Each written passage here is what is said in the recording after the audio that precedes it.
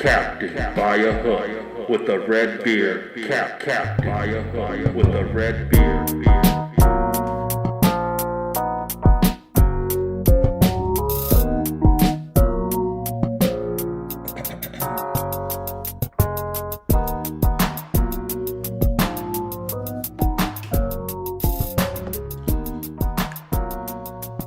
Hey,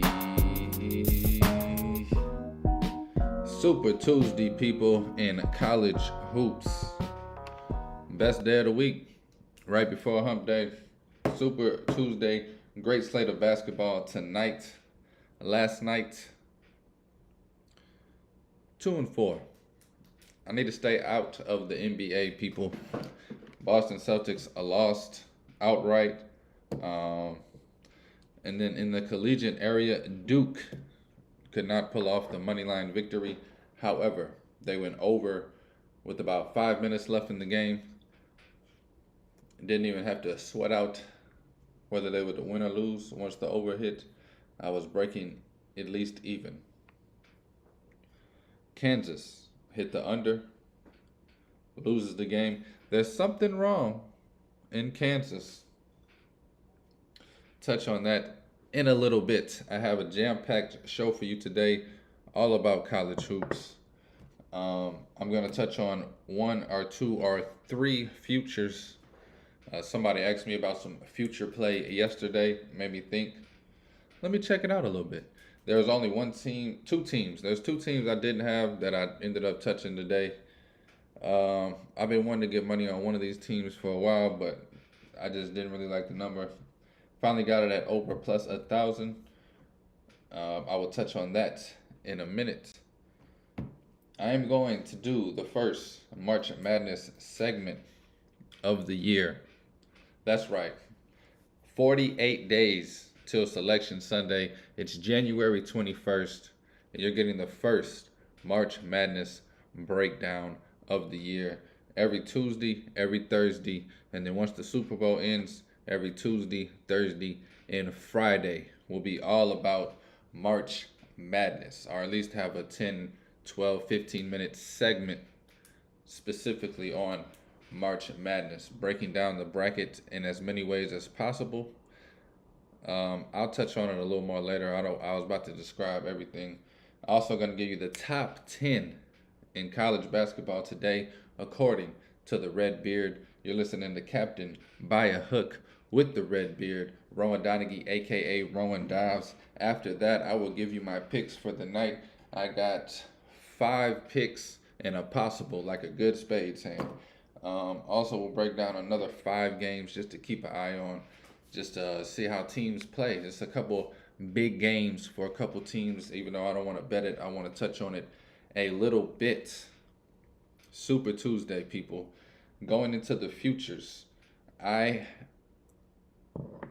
UCLA Mighty Bruins. I like them. I like them a lot. I haven't had a future on them yet.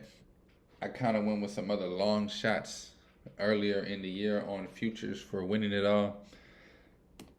Let's get down to some realistics real quick. UCLA plus 1,100 have the third best odds behind Houston and Kansas. Now, just to do this simply, which, of course, if it was this simple, it'd be easy. But just putting UCLA in a game against Houston or Kansas in a neutral site in a Final Four matchup, or in a championship game at that, I'm taking UCLA right now. I think they'll be a slight favorite. I think they'll probably be a 2-point favorite over Houston and a 1-point favorite over Kansas. So I'm not saying they'll blow them out and it's automatic, but I would take UCLA in both of those games. Give me UCLA plus 1,100 to win the national championship. Another team that I already told y'all. I just wanted to touch on it. We took Bama at 900. We took Bama at 1,100. You can currently get them at 900. Price plummeting. I guess that was the third team. I guess it was 3 teams. I should have left it up. I thought UCLA was the third longest, but I know it's Houston. It might have been Houston, Bama, UCLA, Kansas. If UCLA and Bama play, I can't even tell you who I would have favored, honestly. It's hard not to say Bama minus 2.5 off the top of my head. But I don't know. That's the thing about tourneys, man. People get hot. People don't. Here's a long shot that and I don't know. The more I think about it, this team might make it as far as the Elite Eight or something like that. I don't. But Indiana is playing outright crazy right now. Tracy Jackson Davis. First time I said his name properly, out of respect. He's been dogging me. He's a monster. He's a senior.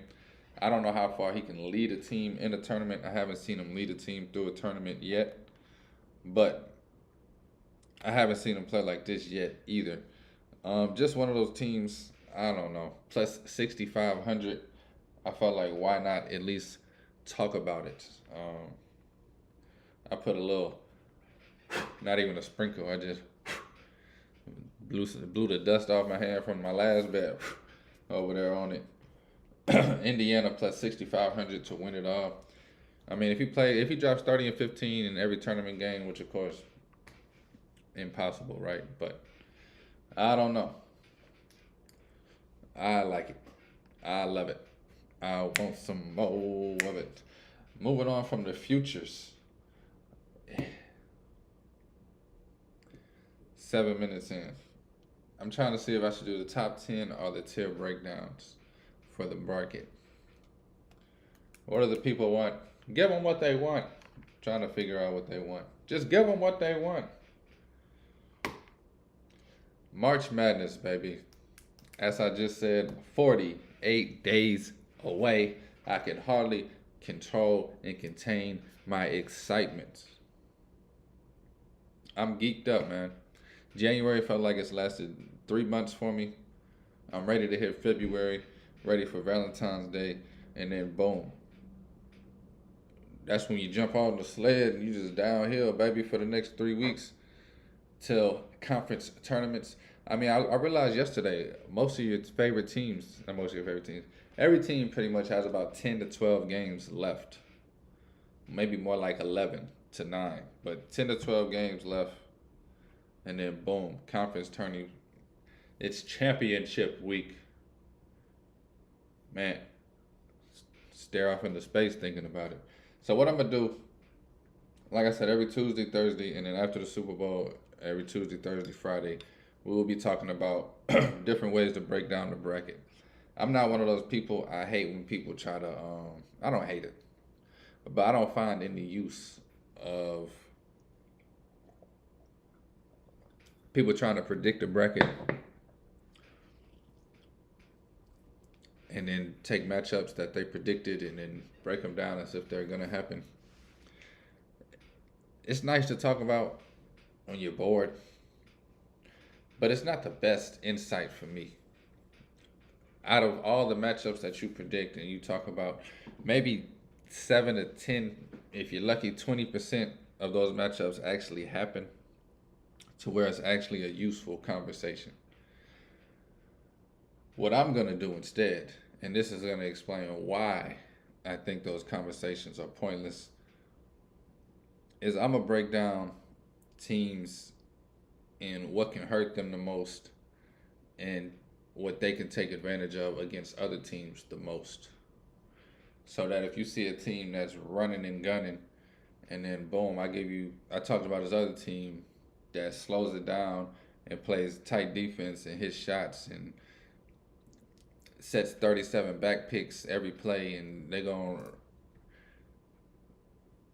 boom, maybe that plus 11 in the tournament game when those teams meet up makes sense, a little more sense when I give it out.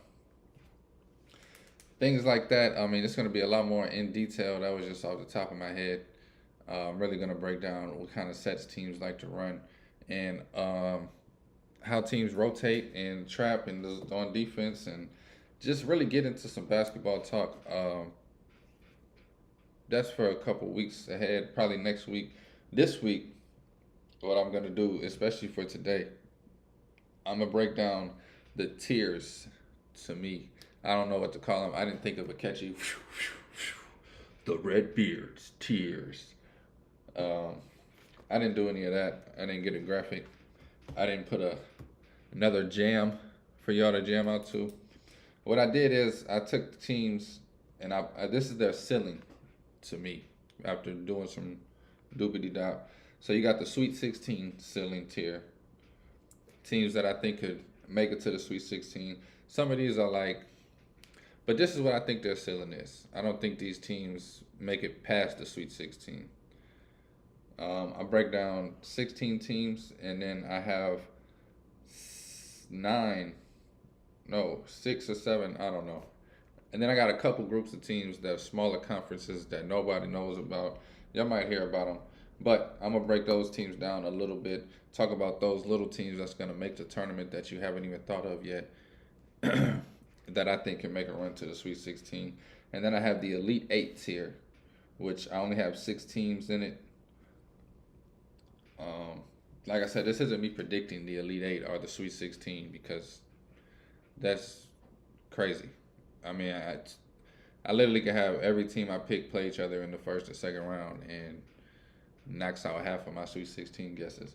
This is just what I think their ceiling is. They might not even make it this far, you know, but this is what I think the ceiling is. I think once you see these teams past this or at this, you should start looking to bet the number against them the other way. Pretty much the idea here. I have the Elite Eight ceiling, and then I have a Final Four ceiling. I have 3 teams in the Final Four ceiling. There's going to be some random team that I'm talking about or I'm not talking about that's going to go through all of these, and you're going to end up with St. Peter's in the Final Four. It happens every year. St. Peter's is the example from last year. I can go down probably every year and give you an example of a team that's not supposed to make it. So, like I said, 6 teams in the Elite Eight tier, 3 teams in the Final Four tier, and then the Sweet 16 tier. I do have 16 teams plus another 7 or 8 to talk about. The 16 teams are big name schools. The others are not. So, I hope I explained it well enough that once I start going through this, it won't get as foggy because this is going to be and this isn't going to be a deep breakdown on the teams. I'm sorry. I don't know why. I feel like I got to explain everything. I don't want y'all to get anything confused. We talk about betting money here, so I don't want anybody to take something I say the wrong way. I'm not going to break these teams down today. This is just the tiers in their ceiling.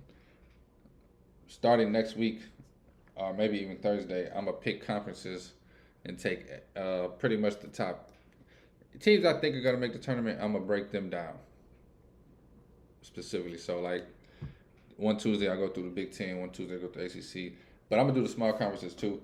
I'm going to tell y'all, like I said, I'm going to break down the sets they like to run, the tempo they like to run, free throw percentages, rebounding, 2 of my biggest stats that I look at when looking at teams and breaking stuff down. Because last night, 3 games were lost at the free throw line that I know people had money on. I'm talking about Duke, Kansas, Wisconsin. But hey, these kids got exams in the morning. They stressed. That's me and a buddy of mine. Actually, you know, Jaden Parnell was joking about last night. Sweet 16, the tier, the ceiling. If you're just tuning in, I just explained this segment for 7 minutes. So if you're confused, go to church. The Sweet 16 tier for their ceiling. Give me Purdue. This is probably the one team that can definitely go further than the Sweet 16.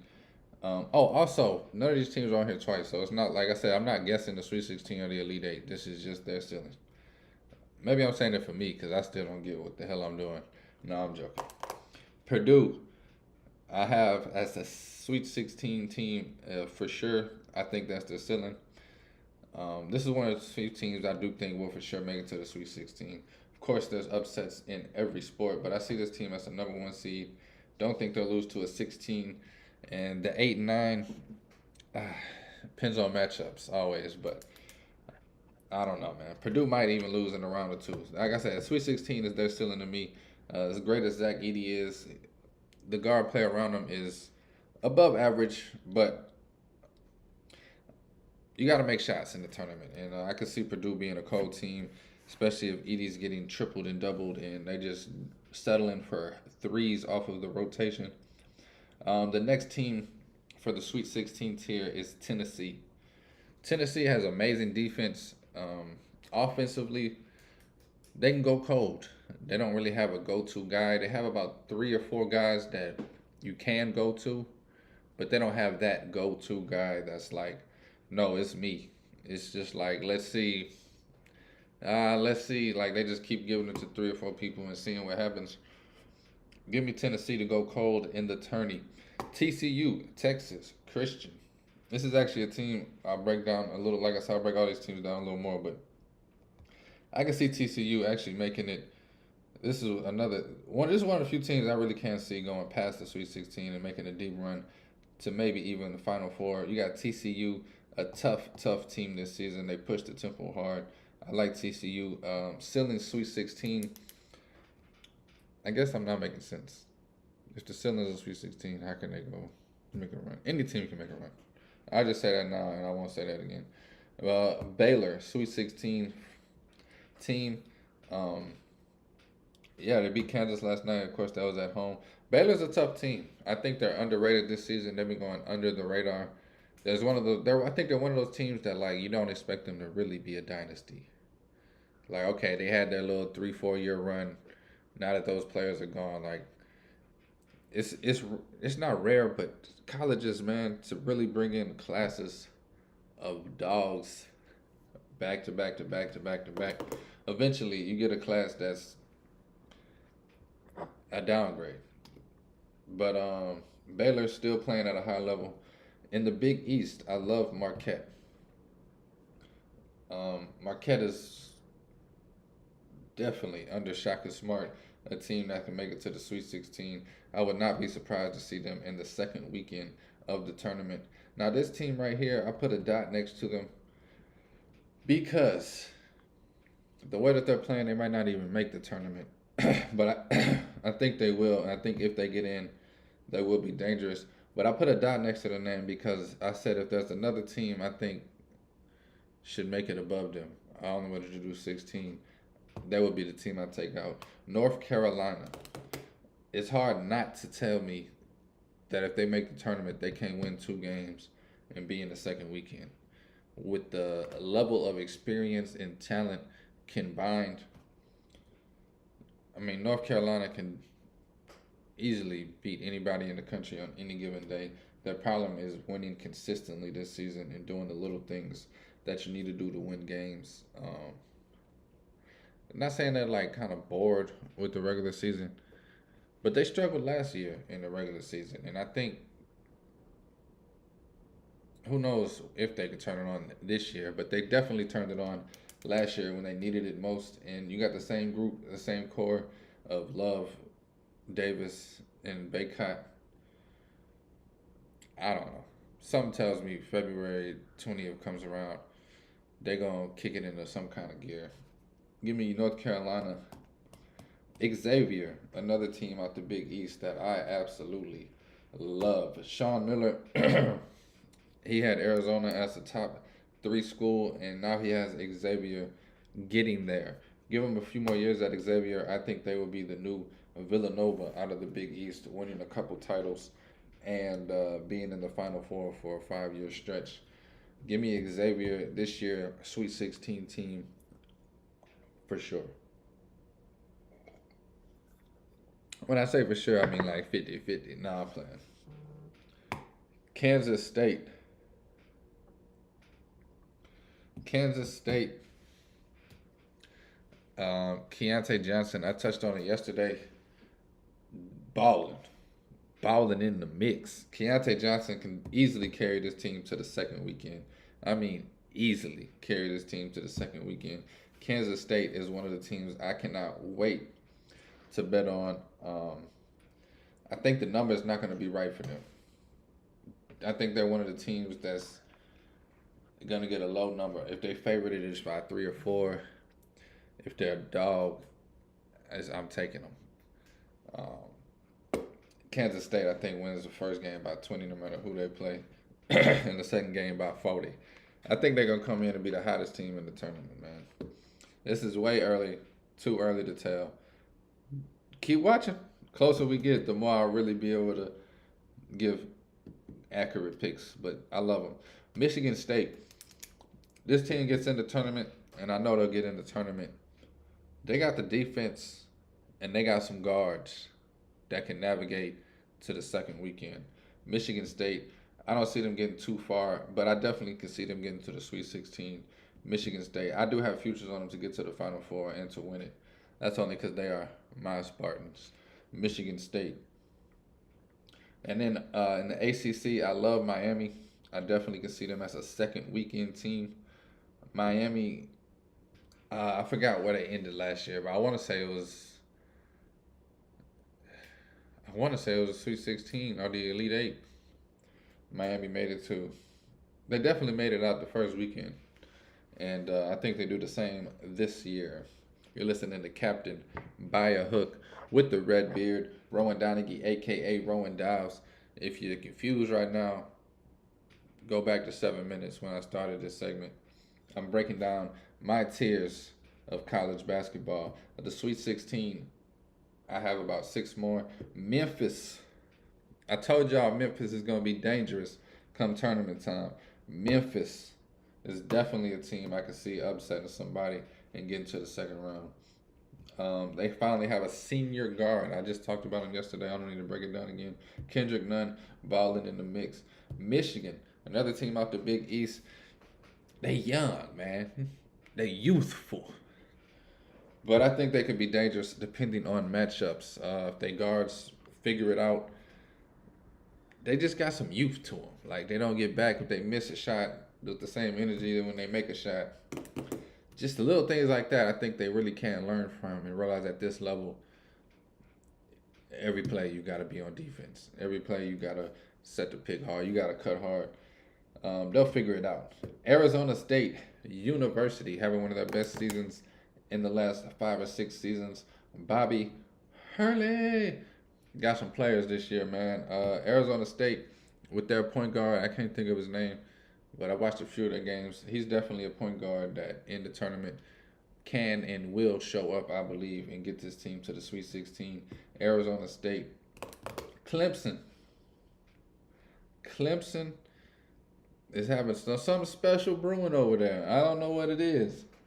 Something to look at. They got the special brew, not the Folgers. They got the family recipe. The grandma been grinding coffee with her feet ankles deep since 1872.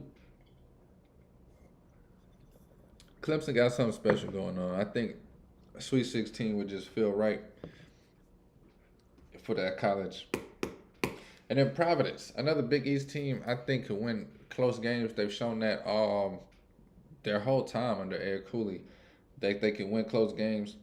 Ed Cooley's kind of a tournament staple at this point. Providence has been in and had some memorable moments so much over the last decade. He's a household name for sure. Providence this year, I think they make it to the second weekend. Give me having them win 2 thrillers.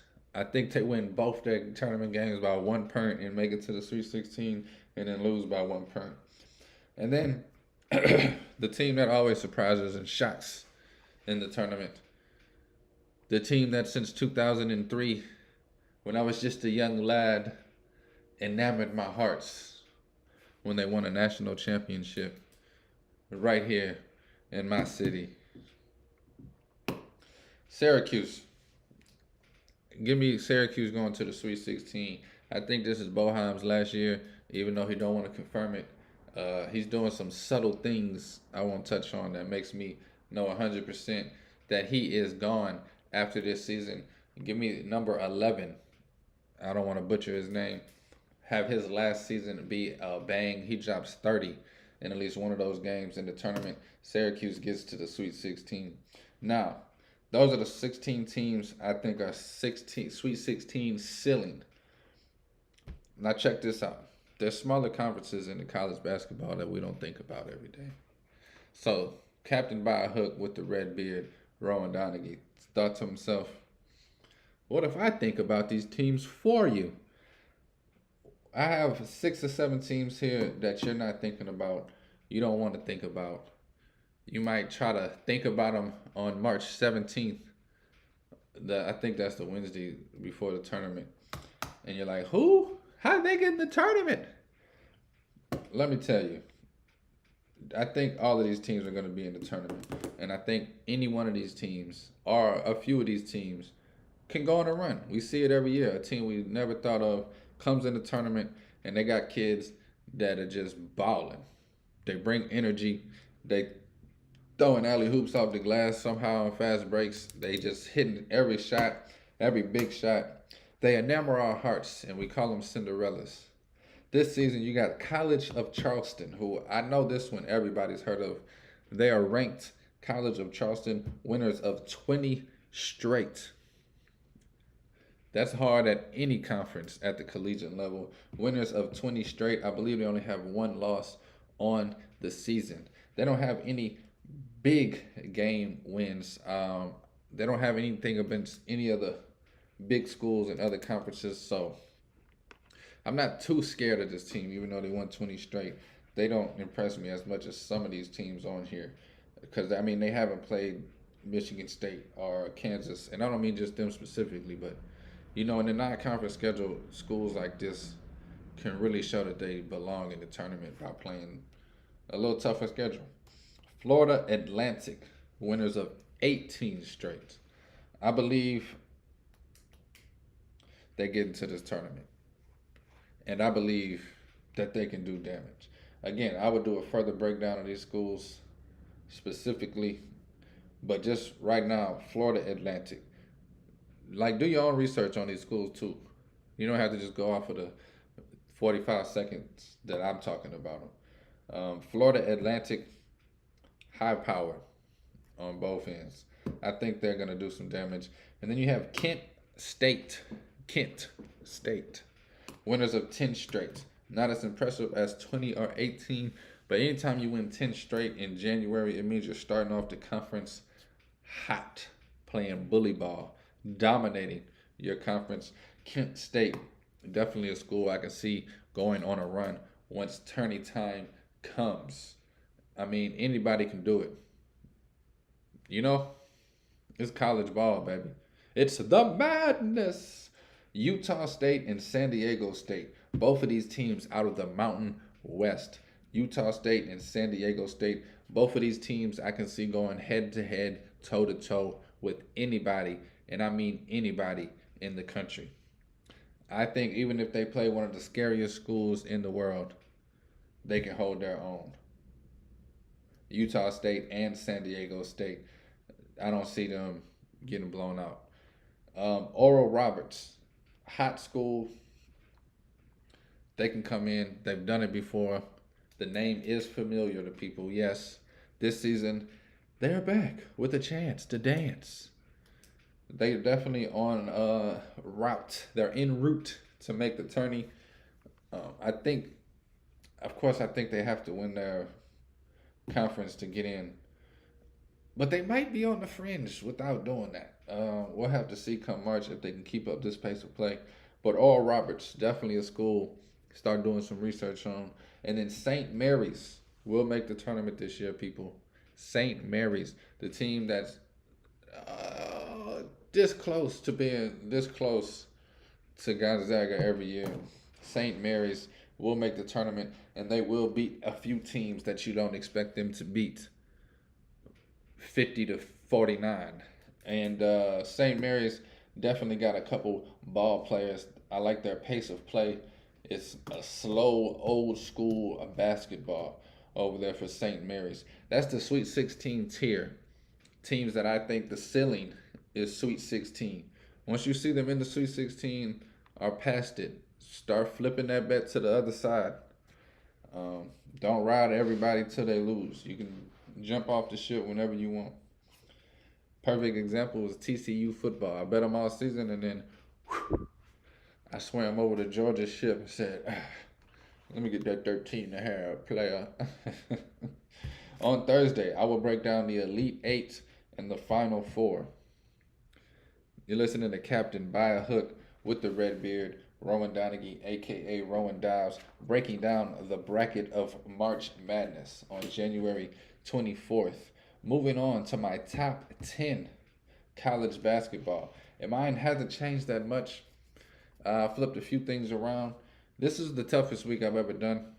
I don't have too much weight to it. I plan on some things really shaking up in the next week or two. Um, but I will go through my top 10 real quick and then give out my picks for Monday night, January 24th. Alabama, number one team in the country, head and shoulders. They're probably half a head above number two and three and four, but then they head and shoulders above the rest. At number two, give me the Boilermakers of Purdue. I tried, I tried to inch them down. Lord have mercy. Woo wee! Call a doctor. Call a call a fire truck. Nah. Purdue. I tried to inch them down closer and closer to 10 and just waited for that loss to just throw them over my shoulder and never talk about them for the season. But they're playing in the toughest schedule in the country, Big Ten basketball, and they only have one loss, and they are dominating down low with Zach Edey, and the guards are playing pretty well right now around him. At number three, it's hard to move this team down just because they lost to Arizona. Give me UCLA, still holding their number three position from last week. You win 14 in a row. You take your first loss in the conference after being on the road for 5 days, playing Arizona State on Thursday and Arizona Saturday morning. I give you that. You know, I'm not gonna drop you 10 tastes down just because you lost to another top 10 school on the back to, not really back to back, but I'm not gonna overreact to that loss. We'll see where they at next week. At number four, give me Houston. I if any other team, like you know, I wanted to drop Houston down to about five and UCLA four, but there really wasn't any other team to jump above them. Even though they just lost at Temple, I think that's the only loss they get in conference play. They might lose one to Memphis, but that's a heavy might. Houston at number four still in the country. They are definitely still a contender to even win it all. It was one loss. Anybody can win and lose in this league. Number five, give me Virginia. I didn't move them at all. No reason to move them. Virginia has been steady Eddie all season in the ACC play. Number six, give me Arizona. Um, they've had a tough schedule. I dropped them down a little bit, but I'm throwing them back up in there. Um, they did benefit from the win over UCLA, even though I'm not really docking UCLA for the loss, so it's kind of weird. But Arizona handled business, and I think they can handle business against anybody in the country. And I didn't want to put them behind any of these other schools. At number seven, I know this is controversial. I'm a big fan of Kentucky right now. Give me Kentucky as the seventh best team in the country. Uh, Give me Kentucky, man. I don't even feel like I should have to explain this, even though I know y'all are saying what. I think Kentucky gets hot, man. Right now they go on a run. They showed me the last week, and that's what I base this off week to week. They showed me the last week that they can still be a top 10 team in the country. Give me Kentucky. And then number eight, I'm gonna go Kansas. Kansas, I made this even before they lost last night, and it kind of confirmed like that loss against TCU didn't scare me. It excited me because Kansas has been winning a lot of games by 1 or 2 points, and it's like I can't put that past them. And that's why I need to stop holding double standards because Gonzaga can't cover, and I'm like bashing them for winning and not covering. Kansas is doing the same thing, even worse, because they are winning by literally 1 point in all of these games. Zaga is struggling to cover 15-point spreads. Two completely different things. But they got the first couple of losses, man, and I think there's a big problem going on in Kansas. Not a big problem. I think they're just not as good as they were last year. That's not a problem. It's college basketball. Uh, Kansas at number 8. At number 9, Sean Miller and Xavier. I think they're still one of the best teams in the country, especially in the top 10. I would take them against a lot of schools. And then Kansas State, they got all the way up to number 5 in the nation. Clap, clap. Congrats to Kansas State. I got them at number 10 on my list for the top 10 in college basketball. That's Bama, Purdue, UCLA, Houston, Virginia, Arizona, Kentucky, Kansas, Xavier, Kansas State. Now, what you all been waiting for, ain't it? It's what the people paid paper for, ain't it? They can't stand it. They want something new. Picks for January 24th tonight in college basketball. I will touch on a few games, even though I know I'm running late and rambling. The madness has got me kooky. Ohio State, Illinois. I'm not touching it, but I think Illinois wins by 20. It is Big Ten. Anything can happen. But Illinois at home, -3.5. I love it. It's hard for me to bet on some of these teams in the Big Ten, man. I think I said this about a week ago with Illinois at -6.5, and they lost. I forgot who it was, but staying away from that one. Oklahoma State and Texas. I think this is a big game in the Big 12. Texas laying 7.5. I think they struggle to cover this 7.5 if they do cover it at all. Georgia Tech and Clemson. Clemson at 10.5-point favorites. I think they also struggle to cover that 10.5. I don't think they have the offense to run away and win by 12 against a Georgia Tech team who's ready to play with anybody. They might not be able to score with you, but they're going to make it hard on you. LSU, huge game tonight for LSU. They need to get some kind of something going, or it's over in the next week. And I don't want that season to be over in the next week. They need some big wins down this stretch. LSU taking on Arkansas as 12.5-point dogs. I think LSU puts up their best performance of the season tonight. I feel like they got her. I believe they beat Arkansas at home earlier in the year. Should have went back and looked at that, but I'm not betting it, so I didn't feel to go deep on it. I just am going to keep an eye on LSU. I really just not need them, but they need to win this game. It's not a gambling talk right now. Big games to watch. Penn State and Rutgers in the Big Ten. Rutgers favored by 6. I think that's a little too big, but Rutgers has been, I don't want to say on fire, but Rutgers has been doing their thing. I think they're going to be a scary team. I almost put them in the Sweet 16 tier, but I don't think they're there yet. I don't think they can win 2 tournament games. I think they can win 1.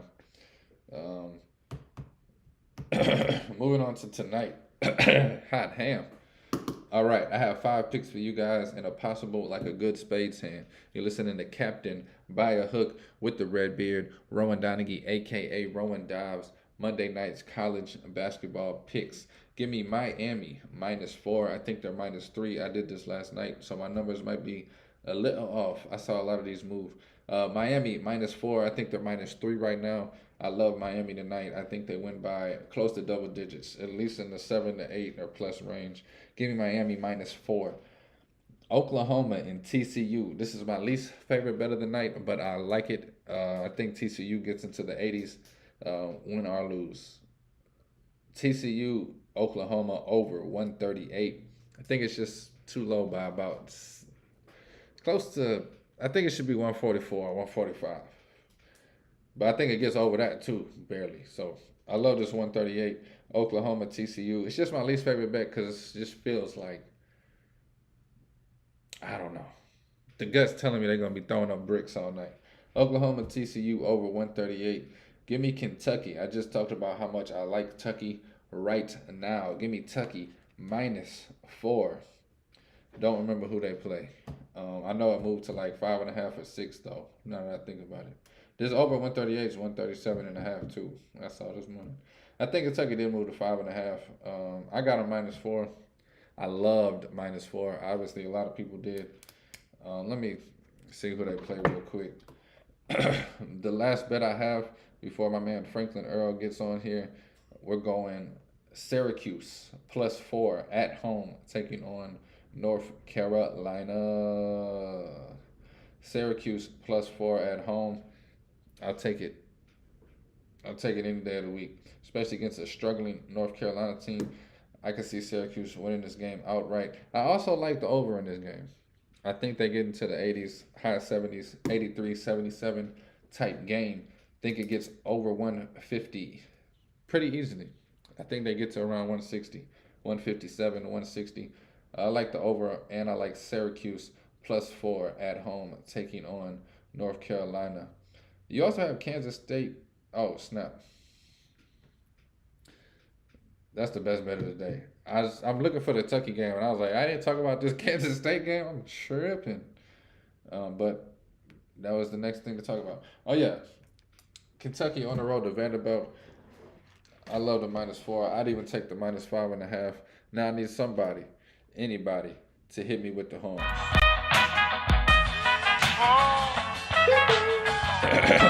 Losing my voice? Can't do that. Can't do that. Franklin Earl Beard. Oh, it's off on Winterton. Franklin Earl Beard Winterton, best bet of the day. Give me Kansas State on the road taking on Iowa State. Give me Kansas State +5. You can take the money line if you want to. I don't know. I think they win easily, but why sweat it? They give you 5. Take the 5. They on the road. Anything can happen. Iowa State ain't no chumps. But I love Keontae Johnson and what he's doing, the aggressiveness, and he wants to win. That's what I like about him. More than just his talent. He doesn't go out there to put up 25 points. He goes out there to win the ball game. Give me Kansas State +5. You're listening to Captain by a Hook with the red beard, Rowan Donaghy, a.k.a. Rowan Dobbs. Holla.